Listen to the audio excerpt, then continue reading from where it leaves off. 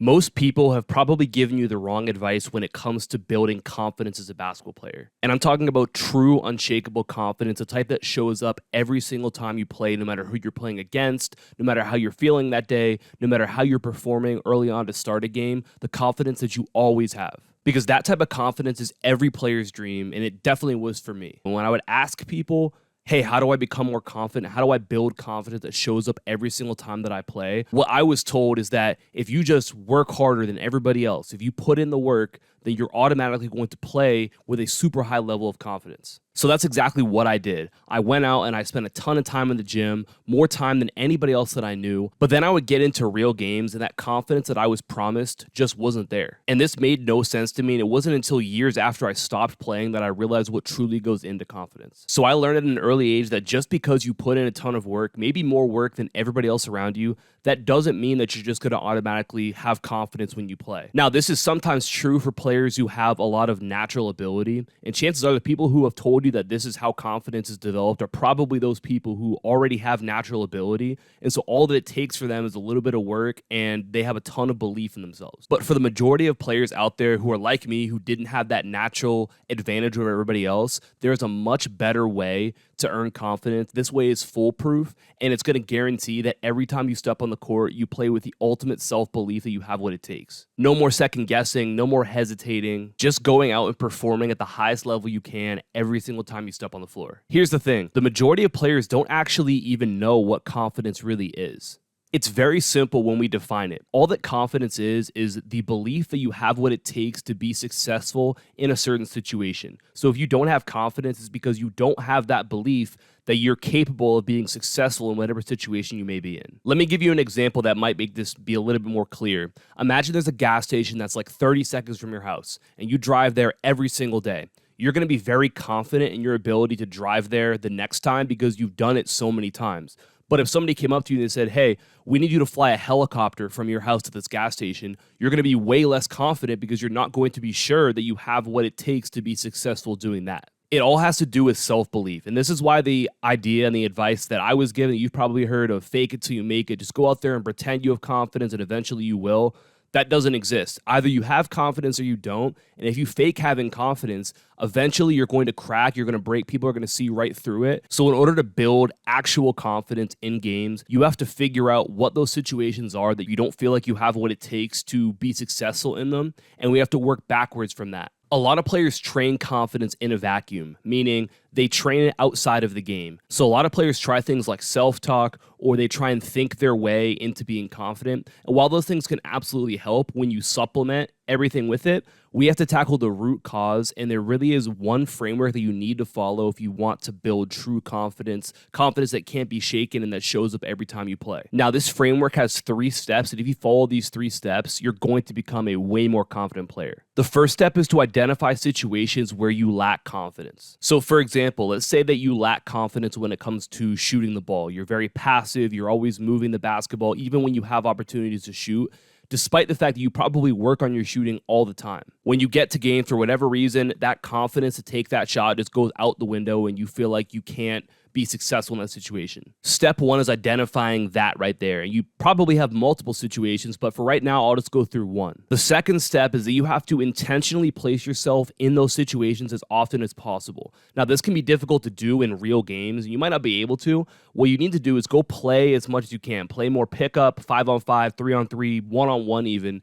And you need to put yourself in a position to be in that exact situation as often as possible. So if we're talking about the example of being afraid to shoot the basketball when you're open, well, go play pickup, and your only goal is to shoot the ball more. So you might be really good at driving, and you might be able to drive and score whenever you want, but you're going to make a decision to say, hey, I'm not going to drive during this game. I'm going to shoot the ball if I have any sort of chance of being open. Even though I might miss it, I'm not as comfortable doing it, just because I want to start building the confidence of taking that shot and then seeing myself make it. That leads us into the third step, and this is the most important part of this, and that's detaching yourself from the outcome. You have to not only be okay with the fact that you're going to fail, you're going to look bad sometimes, you have to actually expect that that stuff is going to happen. It's a part of the process, it's a necessary step. So back to our example about developing confidence as a shooter, when you put yourself in those situations to shoot the ball more, you're going to miss more, you're going to feel uncomfortable, your team might lose a pickup game because you could have gone and scored more points doing something you're more comfortable doing, but because you are working on something else,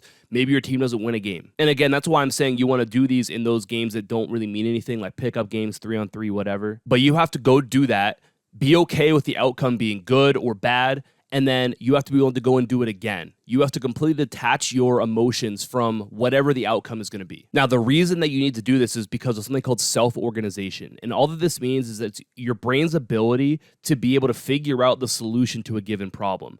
The most confident players are elite when it comes to self-organization. In this case, you're working on being confident shooting the basketball in games and game situations. So when you put yourself in those situations to work on it, you're going to miss a lot of shots. And you're going to take a shot and be like, oh, that probably wasn't a good shot to take.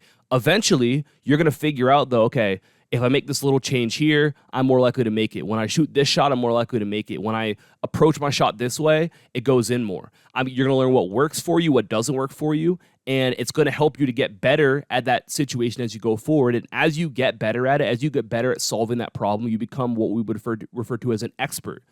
The reason that you lack confidence in that situation is because you're a novice or a beginner.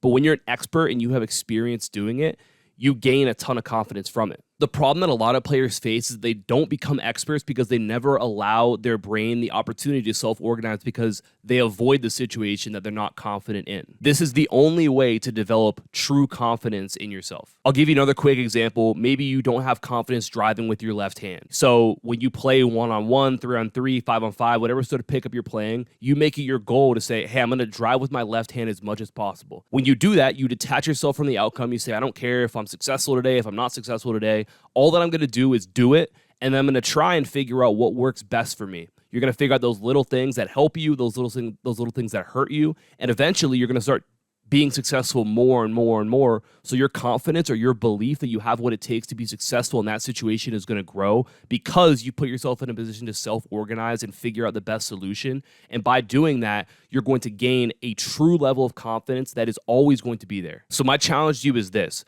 Write down 3 situations that you lack confidence in games, and then write down for the next step what you can do to place yourself in that situation more often. Once you have that, go and do it.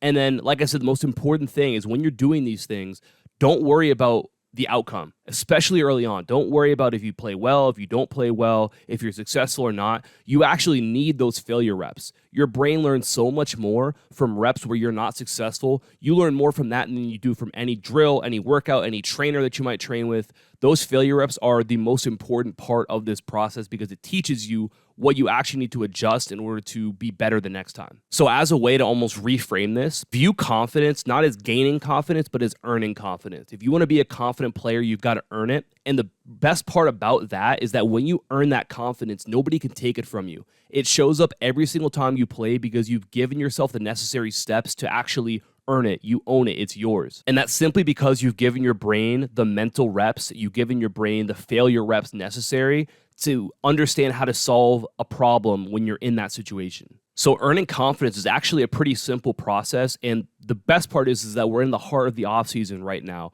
So you have opportunities to go and work on these things. And again, nothing matters. You're not playing in games that matter. You're not playing in games where, people are in the stands watching. There's a scoreboard. There's referees. People are keeping track of wins and losses. So you've got to go and not worry about how you look right now. And if you're willing to do that, if you're willing to look bad for a little bit, eventually you're going to start to look good. And you're going to have a super high level of confidence that, again, nobody can take from you. Now, this is just one of the frameworks that we talk about inside of the Ultimate Mental Edge, which is a full confidence program inside of Basketball IQ Academy. It's the complete system to becoming an elite level basketball player when it comes to building your confidence. And it's exactly what I wish I would have had when I was a player and I was getting all this advice that never helped me. Inside of Basketball IQ Academy, you'll get access to that full program as well as our full Basketball IQ program that's going to help you how to become a better decision maker. It's going to help you to read the game at a higher level, understand how to score more points, create more for your teammates. And then on top of that, you also get access to a full year-round skills training program and a full year-round weightlifting, strength, and athleticism program. It's everything you need to become a high-level basketball player. And again, it's something that I wish I would have had, and it would have made such a big difference for me as a player. If you're interested in checking that out, it's a top link down below. Hopefully this framework gave you a good idea of how to build true confidence on the court so that you can become a player who goes out and plays your game every single time. I appreciate you for watching. Talk soon. Peace.